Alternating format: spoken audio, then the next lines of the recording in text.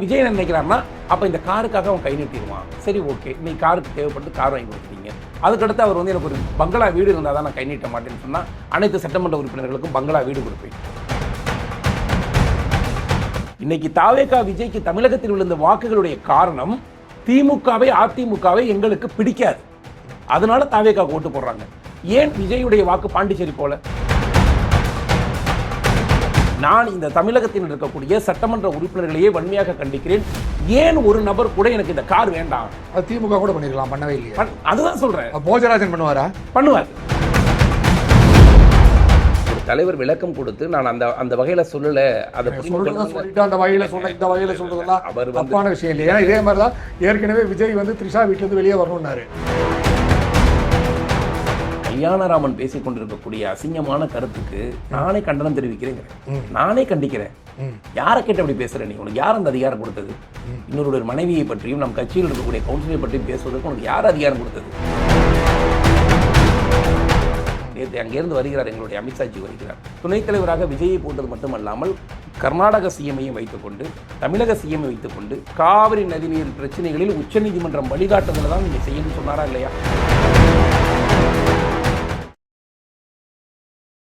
By the people நேயர்களுக்கு வணக்கம். பல்வேறு அரசியல், பொருளாதார, சமுதாய பிரச்சனை ஆலோசனை நிகழ்ச்சியில் நம்மிடையே இன்று பாரதிய ஜனதா கட்சியின் பிரச்சார அணி தலைவர் DS பாண்டியன் வந்திருக்கிறார். வணக்கம் சார். வணக்கம் ஐயா.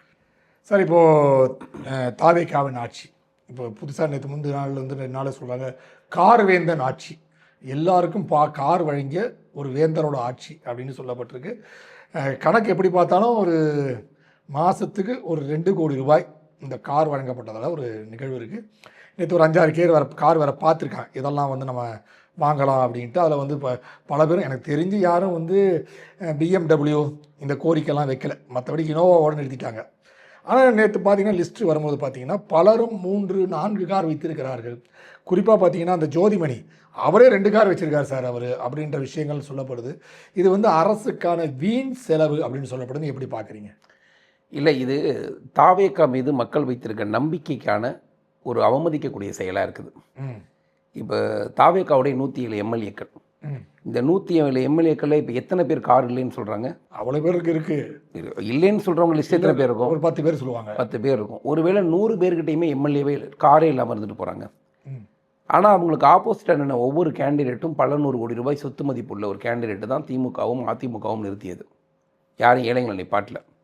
தாவேகா தன்னுடைய ரசிகர் மன்றத்தில் இருக்கக்கூடிய சாதாரண மனிதர்களையும், எனக்கு போஸ்டர் ஒட்டினவங்களையும், எனக்கு டிரைவராக இருந்த ஒரு பையனையும் நான் நிப்பாட்டியிருக்கிறேன், நான் அப்படி தான் கேண்டிடேட்டாக நிப்பாட்டியிருக்கேன்னு விஜய் சொல்லி ஓட்டு கேட்டார். மக்கள் தனக்கு வேலை செய்கிறவன் வந்து பணக்காரனாக இருக்கணும்னா திமுக ஓட்டு போட்டிருப்பான், காரு பணத்தோடு இருக்கணும்னா மீண்டும் திமுகவே வர வச்சுருப்பான். மக்கள் என்ன நினச்சாங்கன்னா, எளிமையான ஒரு நபரை நாம் இந்த தடவை சட்டமன்றம் அனுப்பிச்சு இந்த திமுகவுக்கும் அதிமுகவுக்கும் ஒரு பாடம் கொட்டணும்னு மக்கள் முயற்சி பண்ணாங்க. அந்த முயற்சிக்காக தான் விஜய்க்கு வாக்களித்தார்கள். இதுதான் உண்மை. தன்னுடைய சட்டமன்ற உறுப்பினர் யார் என்று கூட தெரியாது, யார் கேண்டிடேட் கூட தெரியாது, ஆனால் மக்கள் விசிலுக்கு வாக்கு போட்டாங்க. காரணம் என்னென்னா, விஜய் தன்னுடைய வேட்பாளர்களை அறிவிக்கும் போது இவர் நல்லா படித்தவர், இவர் ரொம்ப ஏழ்மை நிலையில் இருக்கிறவர் அப்படின்னு ஏழ்மையை மட்டுமே முன்னிறுத்தி, இவருக்கு வறுமை தெரியும், இவர் சட்டமன்றம் போனால் உங்களுக்காக வேலை செய்வார், இவரை தான் நான் நிறுத்தியிருக்கேன் அப்படின்னு அறிவித்தார். இப்போ நீங்கள் அமைச்சர் லிஸ்ட் அறிவித்தார், அதையும் பார்த்தீங்க. ராஜ்மோகன்லேருந்து பலதரப்பட்ட சட்டமன்ற உறுப்பினர்களை ஒரு அமைச்சராக்கினார். அமைச்சராக்கின பல பேருக்கு கார் இல்லாத நிலையில் இருக்கக்கூடிய ஒரு அமைச்சராக்கினார். ஆனால் மக்கள் யாருமே நீ ஏன் கார் இல்லாத ஒருத்தன் அமைச்சராக்கினு கேட்கல. மக்களை பொறுத்தவரை தன்னோடு தன்னாக இருக்கக்கூடிய ஒரு மனிதன் வேணும் என்று நினைக்கிறாங்க. அப்போ நீங்கள் கார் இருந்தால் தான் மக்கள் பணி நான் செய்ய முடியும் அப்படிங்கும் போது அது இன்னொரு திமுகவை தானே மாறுது. நீங்கள் ஏன் அந்த எளிமை அரசியலுக்கு போக மாட்டேங்கிறீங்க? நான் கேட்கிறேன். இப்போ நான் வந்து ஒரு கார் வச்சுட்டு கட்சி பணியாற்றுறேன், நான் ஒரு பிரச்சார பிரிவு தலைவராக தமிழ்நாடு முழுவதும் சுற்றி வர வேண்டியது இருக்குது.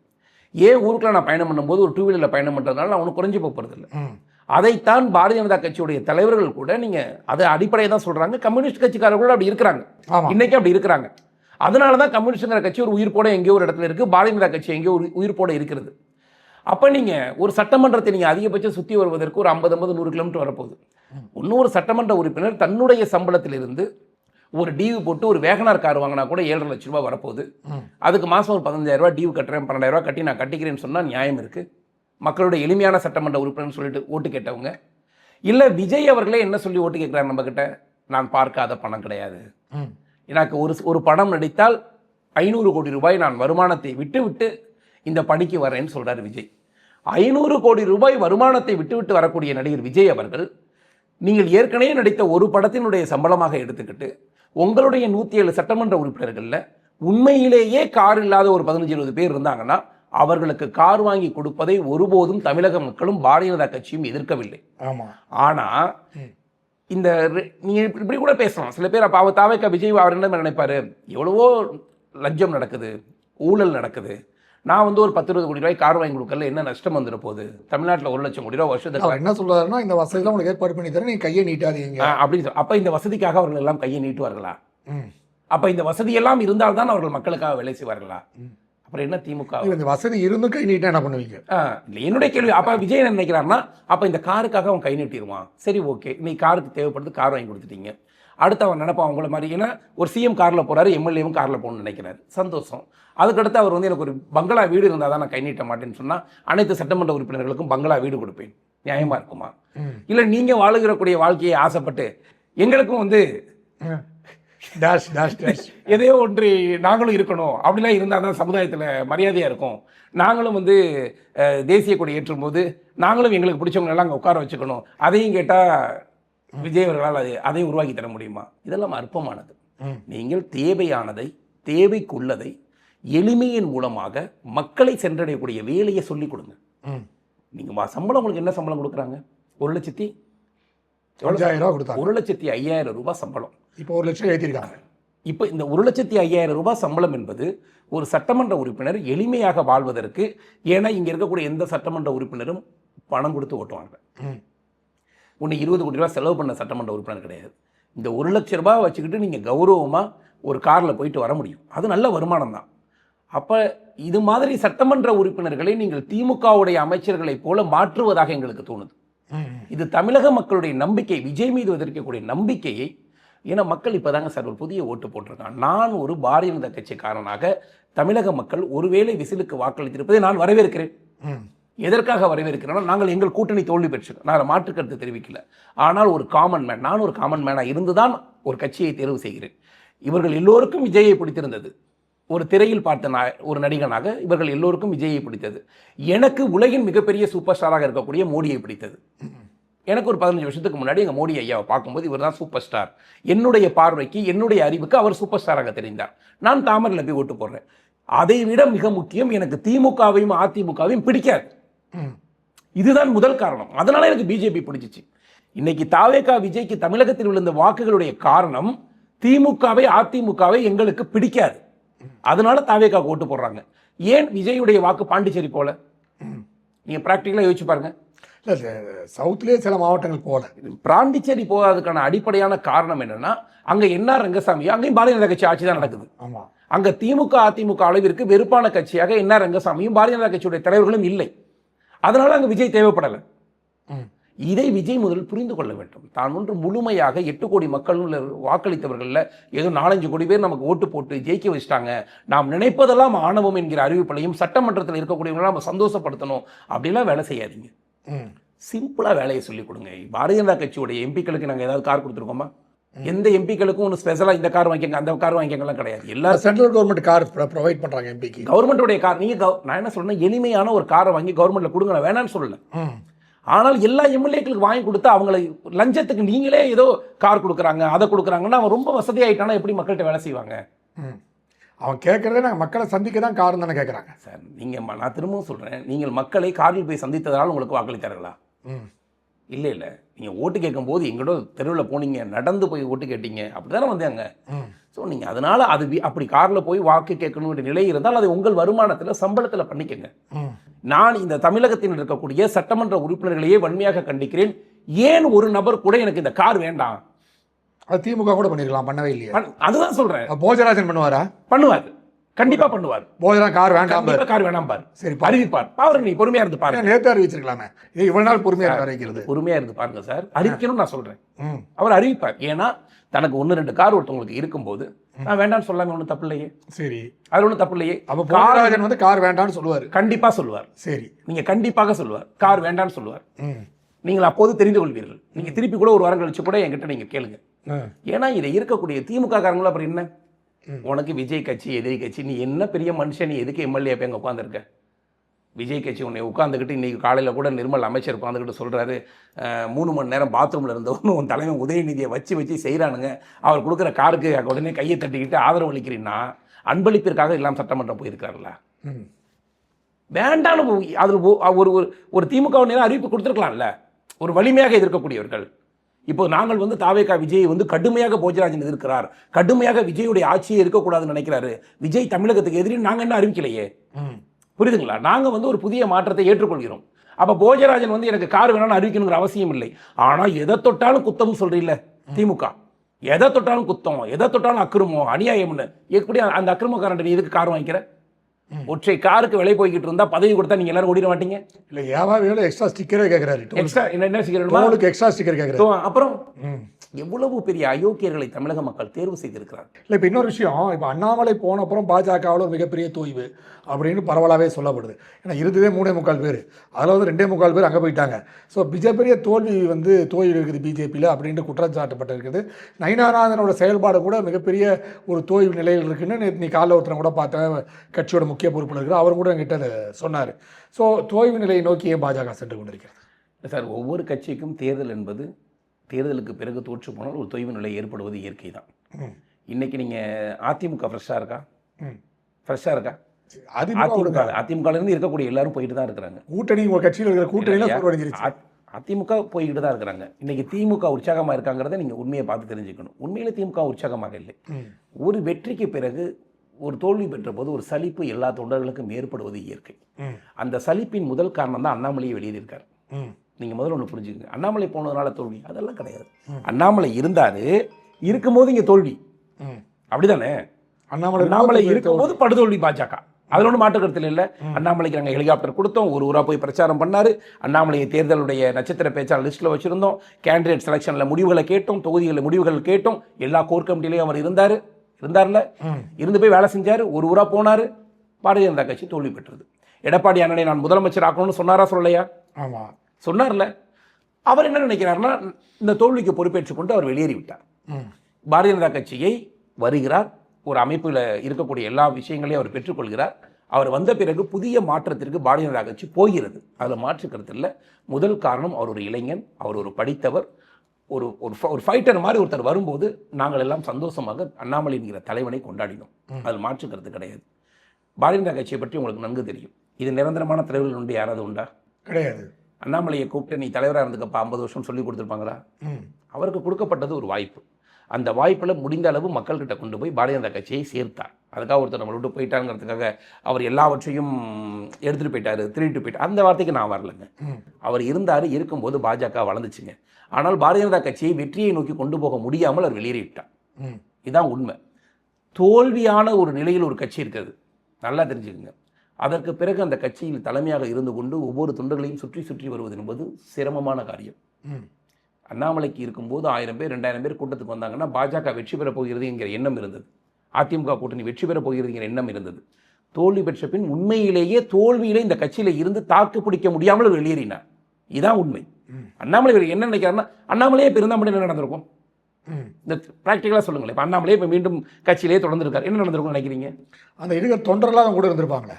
இருந்திருக்க மாட்டாங்க சார். இவங்க எல்லாருமே அண்ணாமலைக்காக விருப்பப்பட்டு சென்றவர்கள் பாதி பேராக இருந்தாலும் கூட இந்த தோல்வியுடைய சோர்வில் தான் பாதி பேர் போயிட்டாங்க. இப்போ கருணாகராஜன்லாம் சோர்வு தான் வெளியே போயிருக்காங்க. சோர்வு தான். ஒருவேளை அதிமுகவும் பாஜக கூட்டணி வெற்றி பெற்றிருந்தால் கருணாகராஜன் போயிருப்பாரா? அண்ணாமலை போயிருப்பாரா? சொல்லுங்க. ஒரு 10 எம்எல்ஏ பிஜேபி ஜெயிச்சிருக்கு, அதிமுக கூட்டணி தோற்று போயிருச்சு. இந்த 10 எம்எல்ஏ விஜயோட சேர்ந்து கூட்டணி அலைன்ஸ் பண்ணிட்டோம். இப்போது ஆட்சிக்கு வந்துட்டோம். ஆட்சிக்கு வந்தால் போயிருப்பாங்களா? கருணாகராஜன், உமானந்தனம்மா யாராவது போயிருப்பாங்களா? போக மாட்டாங்கல்ல. பாரதிய ஜனதா கட்சி தோற்று போய்விட்டது. தோற்று போனதால் வேற கட்சிக்கு போக முயற்சி பண்றாங்க.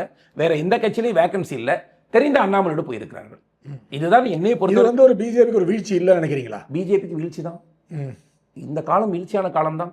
ஒரு இறங்க இன்னொரு விஷயம் எல்லாமே எங்கிட்ட கட்சி நிர்வாகிகள் பலரும் சொல்லும்போது, நயினா நாகேந்திரன் வந்து ஒரு உற்சாகமாகவே செயல்பட மாட்டேங்கிறாரு. யார் போய் பேசினாலும் வந்து ஒரு உற்சாகமான பதில் சொல்ல மாட்டேங்கிறாரு.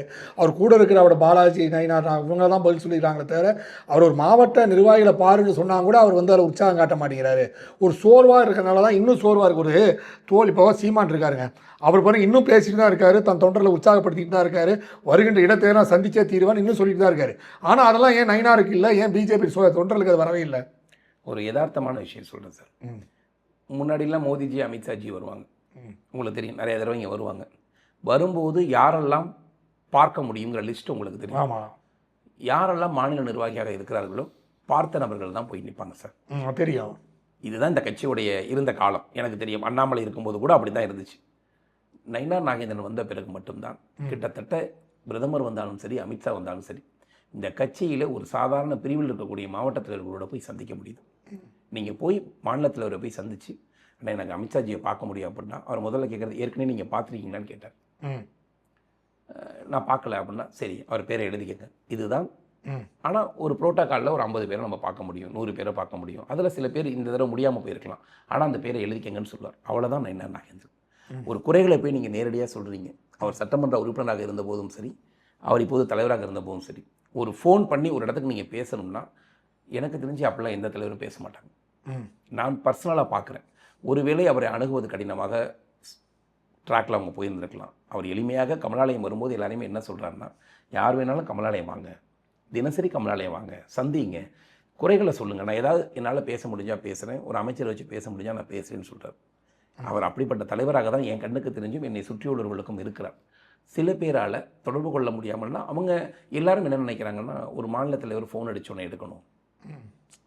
இப்போ திமுக இருக்க எல்லா தொண்டர்களும் ஃபோன் அடித்தோன்னே உதயநிதி எடுக்கணும்னு நினைப்பாங்களா? மாவட்ட செயலர் அங்கே இருக்கிற மாவட்ட செயலர் பவர்ஃபுல்லாக இருப்பாங்க, பண்ணி முடிச்சு தருவாங்க. அப்போ பாரதிய ஜனதா கட்சியை பொறுத்த வரைக்கும் வலிமையான மாவட்ட தலைவர்கள் இருக்கக்கூடிய இடங்களில் வலிமையான ஆட்கள் வந்துடுறாங்க. இதில் ஒரு யதார்த்தமான உண்மை, இந்த மாவட்ட தலைவர்கள்லாம் யார் போட்டான்னு நினைக்கிறீங்க? அண்ணாமலையும் போட்டிருக்காரு, நயினாரும் போட்டிருக்காரு. நயினார் ஒன்று கூட போடு. நயினாருடைய முடிவுகள் என்று ஒன்றுமே கிடையாது.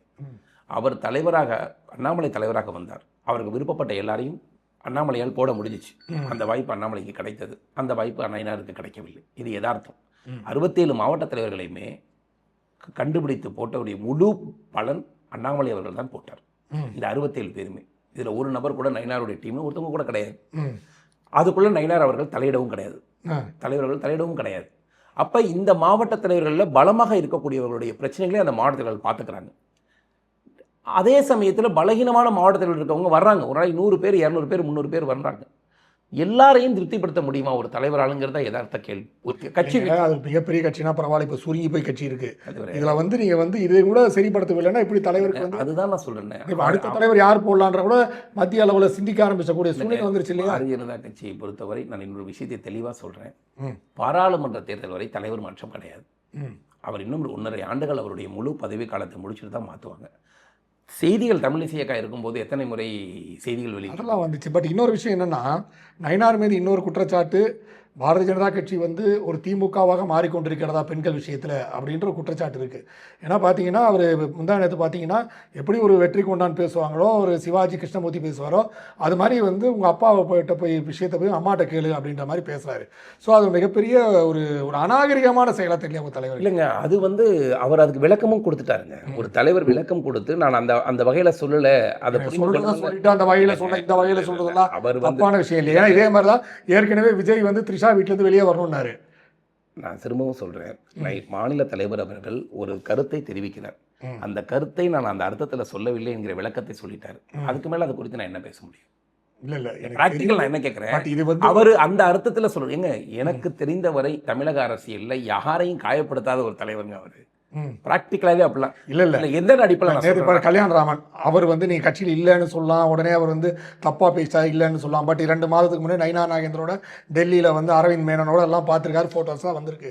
அவர் கூட இதே சேனலில் தப்பாக பேசினான்ற ஒரு கம்ப்ளைண்ட் மாதிரி போய் நிற்கிது இப்போ. ஸோ பிஜேபியும் வந்து மற்றொரு திமுகவாக மாறிக்கொண்டிருக்கின்ற குற்றச்சாட்டு, பெண்களை இழிவாக பேசுவதெல்லாம் இருக்குது. ஏடிஎம்கேல இல்லாத விஷயம்லாம் பாஜக வந்துட்டு இருக்கா இப்போ. கல்யாணராமனுடைய பேச்சுக்கு கடுகளவு கூட கமலாலயத்திற்கு சம்பந்தம் இல்லை. கல்யாணராமன் அறிவிக்கப்பட்ட செய்தி தொடர்பாளர் பொறுப்பில் இல்லை, கட்சியில் இருக்கக்கூடிய எந்த பொறுப்பிலும் அவர் இல்லை. இதை முதல்ல புரிந்து கொள்ளவும். மீண்டும் மீண்டும் கல்யாணராமன் என்கிற தனிப்பட்ட மனிதர் பேசுவது அவருடைய சொந்த கருத்து. கருத்து தவறாக இருக்குன்னா நாளைக்கு காலையில் யார் தவறாக பேசியிருக்கிறாரோ அவர் காவல்துறையில் வழக்கு கொடுத்து சிறைக்கு போனால் கல்யாணராமன் பின்னாடி பாரதிய ஜனதா கட்சியோட எந்த வழக்கறிஞர் பிரிவும் இருக்காது. இந்த யதார்த்தத்தை நீங்கள் புரிந்து கொள்ளுங்கள். அவருடைய சொந்த கருத்தாக சில விஷயங்களை பேசுறாரு. நீங்க சொந்த கருத்து எல்லாம் சொல்லுங்க. டேமேஜ் யாருக்கு? பிஜேபி தான் damage. Damage sir. Kalyanaraman Annamalai ஆட்கள் அவ்வளவு பேருமே வந்து பிஜேபி தான் டேமேஜ் பண்ணுறாங்க. கல்யாணராமனை நம்ம டேமேஜ் பண்றதை விட பிஜேபி அது சார். கல்யாணராமன் பேசிக் கொண்டிருக்கக்கூடிய அசிங்கமான கருத்துக்கு நானே கண்டனம் தெரிவிக்கிறேங்கிறேன். நானே கண்டிக்கிறேன். யாரை கேட்டு அப்படி பேசுற? நீ உனக்கு யார் அந்த அதிகாரம் கொடுத்தது? இன்னொருடைய மனைவியை பற்றியும் நம் கட்சியில் இருக்கக்கூடிய கவுன்சிலரை பற்றியும் பேசுவதற்கு உனக்கு யார் அதிகாரம் கொடுத்தது? அப்படி அவதூறாக பேசுறதா இருந்தால் எனக்கு என்ன தோணுதுன்னா, நீ ஒருத்தர் மனைவியை பற்றி பேசுறதுக்கு உனக்கு என்ன யோகியதை இருக்கு கேட்குற? அப்ப நீ அந்த வேலையை செய்வியா? நான் கேட்குறேன். அது அசிங்கம். அந்த மாதிரி வார்த்தைகளில் பாரதிய ஜனதா கட்சியுடைய எந்த தலைவர்களுக்கும் அந்த வார்த்தைகளின் மீது எந்த விதமான சப்போர்ட்டும் நாங்கள் பண்ணலை. நீங்க ஒருவேளை அண்ணாமலை அவர்கள் போய் கல்யாணராமன் மீது வழக்கு தொடுக்கிறார், உமானந்தன் நம்ம போய் கல்யாணராமன் வழக்கு தொடுக்கிறார் என்றால் யாரும் போய் பாஜக வந்து அதுக்கு மறுபறிப்பு கொடுத்து காப்பாற்றக்கூடிய நிலையில் இல்லை. நீங்க அந்த யதார்த்தத்தை புரிந்துக்கங்கள். இந்த மண்ணில் பிறந்த எந்த பெண்ணையுமே பாரதிய ஜனதா கட்சி முதலில் பாரத மாதாவை தான் வணங்குறோம். இதுதான் எங்க கட்சியோட அடிப்படை கொள்கை. ஒரு பெண்ணை பற்றி அவதூறாக பேசுவதற்கு கல்யாணராமன் மன்னிப்பு கேட்கணும். அவங்க கிட்ட நேரடியாக போய் மன்னிப்பு கேட்கணும். இல்லை, நீ இப்போ கூட இந்த பேட்டியின் ஆரம்பத்தில் வந்து காரு பங்களான்னு சொல்லிட்டு நீங்கள் இன்னொரு விஷயம் தான் வந்தீங்க. அது என்ன சொல்ல வந்தீங்கன்னு பொதுமக்களுக்கும் தெரியும். அதை கேப்டா பண்ணுவீங்களா?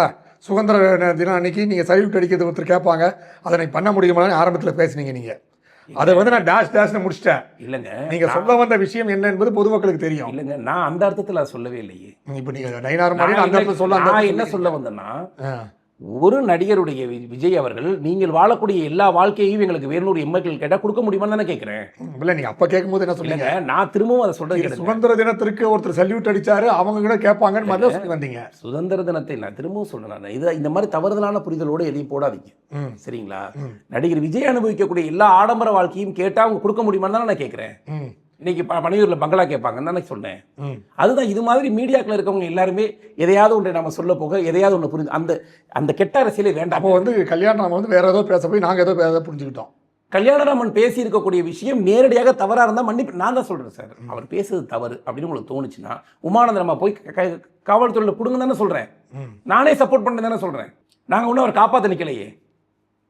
அவங்க எந்த பெண்களை பற்றி அவர் தவறாக சொல்கிறாரோ, பெண்களை பற்றி தவறாக பேசியிருந்தால் நிச்சயமாக நீங்கள் அவரை காவல்துறையில் கம்ப்ளைண்ட் கொடுங்க. என்ன சட்ட ரீதியான நடவடிக்கைகளுக்கு பின்னால் பாஜக அவரை காப்பாற்றாது. நான் பேசியிருந்தால் கூட, நான் ஒரு விஷயத்தை தவறாக பேசியிருந்தால் கூட, ஒரு பெண்ணை அவதூறாக பேசியிருந்தால் கூட என்னையும் பாஜக காப்பாற்றாது. இது யதார்த்தமான விஷயம். இந்த வேளைகளில் சார், ஒரு பாரத பிரதமர் செய்து கொண்டிருக்கக்கூடிய 1000 திட்டங்கள் இருக்குது, 1000 விஷயங்கள் இருக்குது. நாம் அதையெல்லாம் பற்றி இந்த மக்கள்கிட்ட கொண்டு போய் நம்ம பேச முடியாமல் நாம் எதையெல்லாம் கொண்டு போய் பேசிக்கிட்டு இருக்கோம் பார்த்தீங்களா? தமிழ்நாடு பாஜக மீது தேவையில்லாத இந்த விமர்சனங்களை முன்வைத்து நாங்கள் இதுக்கே விளக்க சொல்ல வேண்டியதாக இருக்குது. நேற்று அங்கேருந்து வருகிறார் எங்களுடைய அமித்ஷாஜி வருகிறார். முதல் முறையாக இந்த தென்னிந்தியாவுடைய துணைத் தலைவராக யாரை போட்டிருக்காரு? சிஎம் விஜயை போட்டிருக்காரு. துணைத் தலைவராக விஜயை போட்டது மட்டுமல்லாமல் கர்நாடக சிஎம்ஐயும் வைத்துக்கொண்டு, தமிழக சிஎம்ஐ வைத்துக்கொண்டு காவிரி நதிநீர் பிரச்சனைகளில் உச்சநீதிமன்றம் வழிகாட்டுதலை தான் நீங்கள் செய்யணும்னு சொன்னாரா இல்லையா? சொன்னார்ல. நீங்கள் சவுத் இந்தியாவுக்குள்ள தேவையில்லாத நதிநீர் பிரச்சனைகளுக்காக மாநிலங்களாக பிரிந்து போகக்கூடாதுன்னு சொல்கிறாரா இல்லையா? வாரியங்கள் என்ன சொல்லுதோ அந்த விஷயத்தை பாசிட்டிவாக செய்யுங்கன்னு சொல்கிறார்ல. ஒரு இந்தியாவிற்கான ஒரு உள்துறை அமைச்சராக தமிழகத்திலே பாரதிய ஜனதா கட்சிக்கு என்ன சொல்கிறாங்கன்னா, காவிரி பிரச்சனையில் வந்து பாஜக கெடுதல் பண்ணுவீங்க இருக்க காங்கிரஸ் சொல்கிறான்ல, இரட்டை நிலை எடுக்குதுன்னு 5 சிஎம் வச்சுட்டு தானே சொல்கிறாரு. துணிச்சலாக சொன்னார்ல எங்கள் தலைவர். அதை எங்க நீங்கள் பாராட்ட மாட்டேங்கிறீங்க? அதை எங்க செய்தியாக போட மாட்டேங்கிறீங்க? கல்யாணராமன் போன்றவர்கள் எப்பயாவது பேசக்கூடிய கல்சடை செய்திகளை மட்டும் செய்தியாக்கி இதுதான் கல்யாணராமன் வேற எதையாவது பற்றி பேசியிருந்தா யாருமே இவ்வளவு பிரச்சனை பண்ணியிருக்க மாட்டாங்க. கல்யாணராமன் பெண்களை பற்றி இழிவாக பேசல. அந்த விஷயத்தை விடுங்கிற, நான் நல்ல விஷயங்களை பற்றி பேசுவோம். நீங்க என்ன பேசியிருக்கணும்? தமிழ்நாடு மீடியா அமித்ஷா கர்நாடக சிஎம்ஐ பக்கத்தில் வைத்துக் கொண்டே காவிரி நீர் விஷயத்தில் உச்சநீதிமன்றத்தில் பேசுற விஷயங்கள் தனியாக இருக்கதான் இல்லைங்க. அந்த விஷயங்கள் தமிழ்நாடு இல்ல, அந்த விஷயம் பண்ணதான் செய்வாங்க. அதை பண்ணி இருந்தாலும் நெகட்டிவான விஷயங்கள் பேசதான் செய்யலாம். இந்த அசிங்க அரசியல் விட்டுருங்க சார். நீங்க பாஜக ஓட்டு போடுங்க, ஓட்டு போடாம போங்க சார். நான் மீண்டும் சொல்றேன், பாரதிய ஜனதா கட்சியை நீங்கள் விருப்பவராக கூட இருங்கள். ஆனால் அங்க இருக்கக்கூடிய ஒரு அமித்ஷாஜி தமிழ்நாட்டில் உட்கார்ந்துக்கிட்டு காவிரி பிரச்சனை கபட நாடகம் பண்ணாங்க. இதே ராகுல் காந்திக்கு துணிச்சல் இருக்குன்னா நாளை காலையில் தமிழ்நாட்டில் வந்து நீ பேட்டி கொடு, உச்சநீதிமன்றம் என்ன தீர்வு காட்டுதோ அதன்படி கர்நாடக அரசு செயல்படும் சொல்லுவியா? சொல்லுங்க சார். முடியாது. அப்ப அமித்ஷாஜி சொல்றாருல, நாங்களும் அங்க ஆட்சிக்கு அடுத்து வரதான் போறோம், நாங்களும் ஆட்சியில் இருந்த மாநிலம் தான் இது. அப்ப அங்க கர்நாடகாவில் இருக்கக்கூடிய மக்களுக்கு அது எப்படி கூட எடுக்கப்படும்? ஆனா அதெல்லாம் சிந்திக்கல. மக்களுடைய பிரச்சனையை கர்நாடக மக்கள், தமிழ்நாடு மக்கள், ஆந்திரா மக்கள், தெலுங்கானா மக்கள் பிஜேபி பார்க்கல, இந்திய மக்கள் தானே பார்க்குறோம். நீங்கள் அந்த விஷயத்தை தானே ப்ரொபகண்டா பண்ணணும், அதை தானே மக்கள்கிட்ட கொண்டு போய் சேர்க்கணும். உங்கள் நேரத்தை ஒதுக்கி பேட்டியலுக்கு மிக்க மகிழ்ச்சி. நன்றி சார். நேரில் மீண்டும் அடுத்த நிகழ்ச்சியில் சந்திப்போம். அதுவரை நன்றி, வணக்கம்.